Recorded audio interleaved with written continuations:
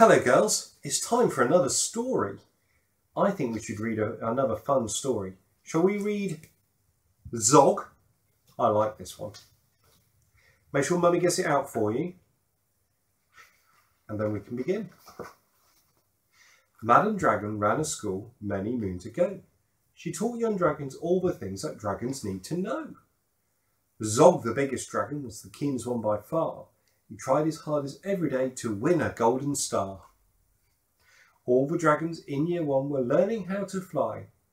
"Hi," said Madam Dragon, "way up in the sky. Now that you've been shown, you can practice on your own and you'll all be expert flyers by the time you're fully grown." Zog went off to practice, flying fast and free. He soared and swooped and looped the loop, then crashed into a tree. Oh dear. Just then a little girl came by. "Oh, please don't cry," she said.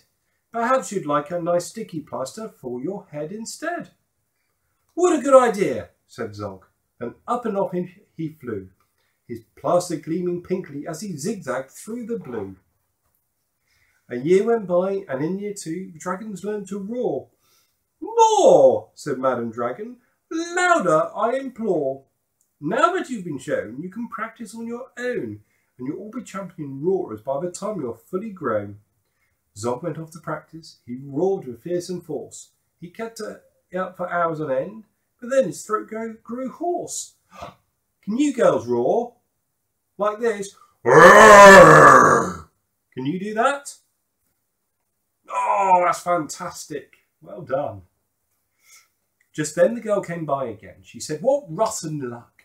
Perhaps you'd like a nice soothing peppermint to suck." "What a good idea," said Zog. Then up and off he flew, breathing fumes of peppermint as he zigzagged through the blue.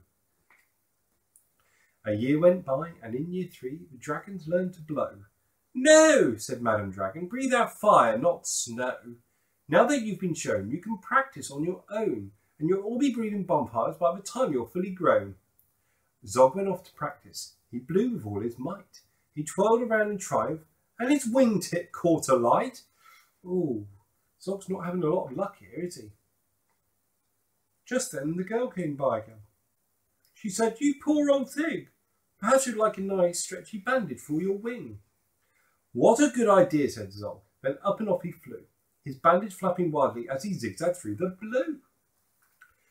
All the year four dragons were learning. Can you guess? "Yes," said Madam Dragon, "how to capture a princess. Now that you've been shown, you can practice on your own. You'll need to capture hundreds by the time you're fully grown." Zog went off to practice. He tried and tried and tried, but he simply couldn't manage. "I'm no good at this," he cried. "I'll never win a golden star." Just then he saw the girl.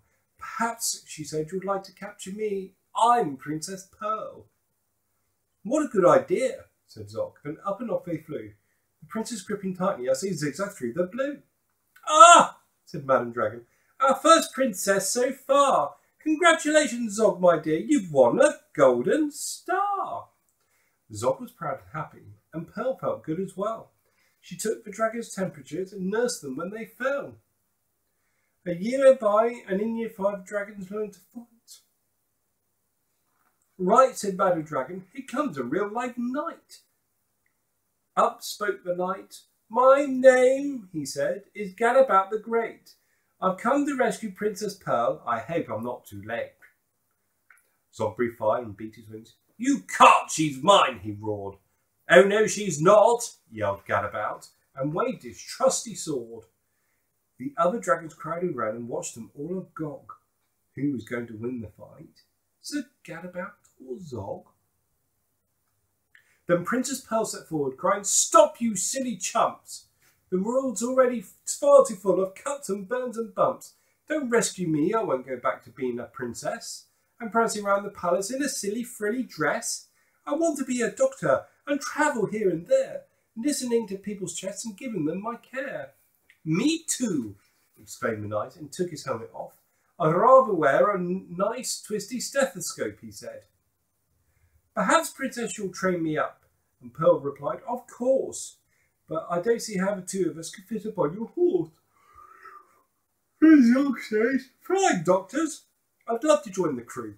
If you let me be your ambulance, then I can carry you. Bravo, said Madam Dragon. An excellent career. And all the Year 5 dragons gave a loud, resounding cheer. But Madam Dragon told the horse, I really hope you'll stay. I'll let you be my pupil's pet and feed you lots of hay. What a good idea, said Zog, and up and off they flew, the flying doctors waving as they zigzagged through the blue. The end. That was a fun story, wasn't it? Anyway, girls, still missing you lots. Can't wait to get home and give you big cuddles and big kisses goodnight. But I'll just say goodnight for now. Be a good girl for mummy. Night-night, girlies. Sleep tight. Good night.